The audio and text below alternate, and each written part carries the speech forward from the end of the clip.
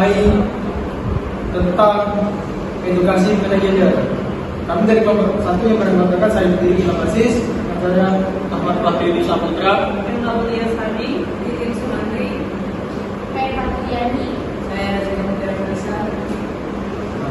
Baik, mungkin kita langsung saja ke pembahasan pertama itu dari saudari Rezika.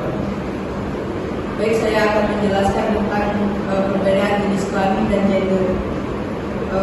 Jadi di jenis kelamin itu pembagian dua jenis kelamin, yaitu laki-laki dan perempuan, yang ditentukan secara biologis.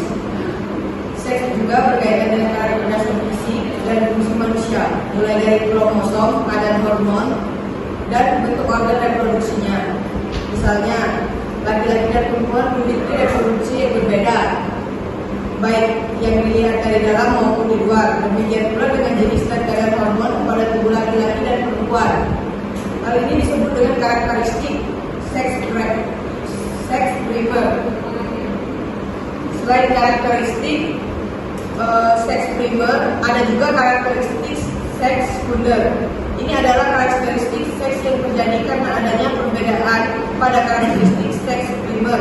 Misalnya, laki-laki dan perempuan sama-sama memiliki payudara, tetapi karakteristik sekunder perempuan adalah jaringan payudara yang mengandung lebih banyak lemak dan mengejar air susu karena pengaruh hormon.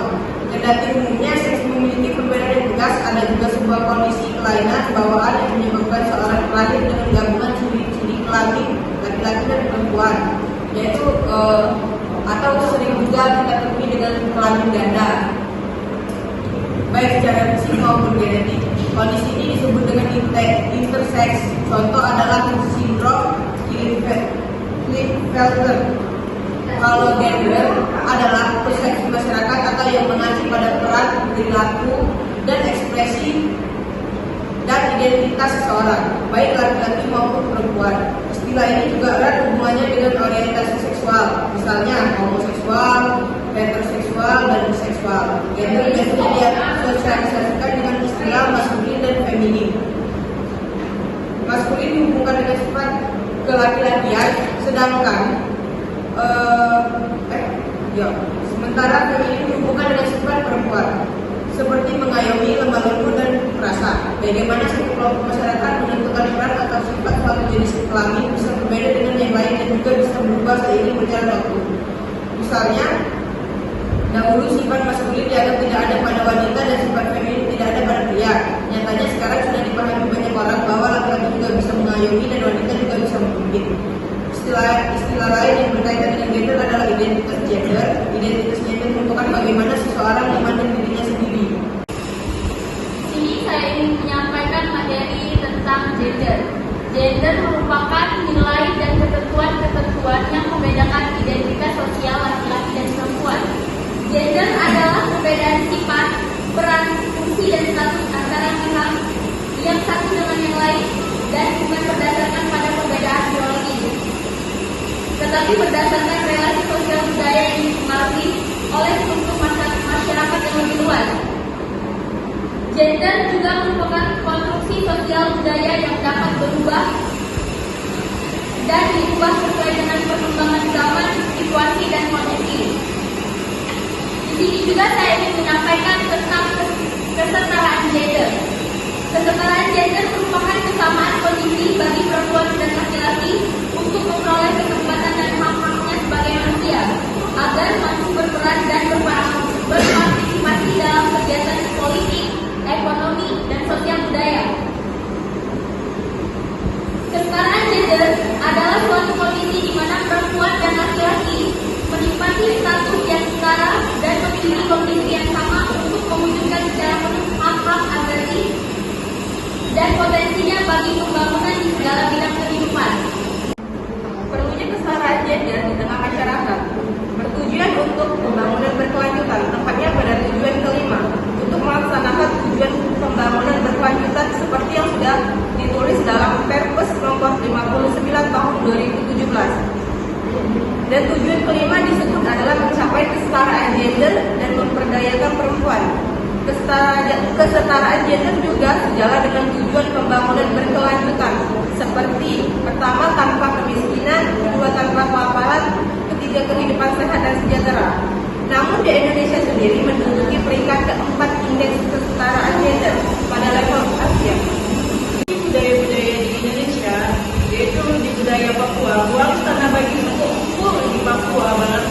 laki-laki yang bisa mewarisi hak tanah di wilayahnya. Sedangkan di masyarakat Minangkabau, waris diturunkan melalui keturunan ibu. Seperti juga di Bugis, mereka mengekspresikan 5 gender, yaitu pertama, orang wanen adalah laki-laki, yang kedua, mahunhai adalah perempuan, yang ketiga adalah calabai, laki-laki yang menyerupai wanita, keempat calalai, perempuan menyerupai laki-laki, yang kelima, bisu, bukan laki-laki maupun perempuan. Edukasi gender dalam kesehatan menjadi kunci untuk mencapai masyarakat yang sehat dan berkeadilan. Hal ini dikarenakan gender memiliki pengaruh yang signifikan terhadap berbagai aspek kesehatan, mulai dari akses layanan kesehatan, risiko penyakit, hingga perilaku kesehatan, dan juga memahami kaitan gender dan kesehatan. Perbedaan biologis antara laki-laki dan perempuan memang ada, namun peran gender yang dikonstruksikan secara sosial memiliki pengaruh yang lebih besar terhadap kesehatan. Contohnya, norma gender yang membebani perempuan dengan tugas domestik dan pengasuh anak dapat membatasi akses mereka terhadap layanan kesehatan. Di sisi lain, laki-laki didorong untuk berperilaku maskulin dan menghindari ekspresi emosi, sehingga mereka cenderung menunda pemeriksaan kesehatan dan mengabaikan segala penyakit. Edukasi gender dalam kesehatan bertujuan untuk meningkatkan pemahaman tentang bagaimana gender mempengaruhi kesehatan dan juga mendorong perubahan norma dan peran gender yang lebih adil dan setara. Gender merujuk pada perbedaan-perbedaan sosial, perilaku, ekonomi, dan budaya yang ditemukan di antara laki-laki dan perempuan dalam suatu masyarakat. Gender tidak sama dengan jenis kelamin biologis yang merujuk pada karakteristik fisik yang membedakan laki-laki dan perempuan. Gender merupakan konstruksi sosial yang dipengaruhi oleh faktor-faktor seperti budaya, agama, tradisi, dan norma sosial. Hal ini mencakup peran-peran yang diadakan dari laki-laki dan perempuan dalam masyarakat, serta norma-norma yang mengatur interaksi sosial antara laki-laki dan perempuan. Selama bertahun-tahun, konsep gender telah menjadi subjek perdebatan dan perjuangan untuk kesetaraan gender. Banyak orang dan kelompok telah bekerja keras untuk mengatasi diskriminasi gender, menentang proses gender yang mengatasi dan memperjuangkan hak-hak yang sama bagi semua individu tanpa memandang jenis kelamin mereka. Penting untuk diingat bahwa gender bersifat kompleks dari beragam dan setiap individu memiliki hak untuk mengekspresikan identitas gender mereka sesuai dengan keinginan mereka. Menyadari dan menghormati keragaman gender adalah langkah penting dalam menciptakan masyarakat yang inklusif dan adil dalam semua individu. Mungkin itu yang bisa kami sampaikan. Saya akhiri. Wassalamualaikum warahmatullahi wabarakatuh.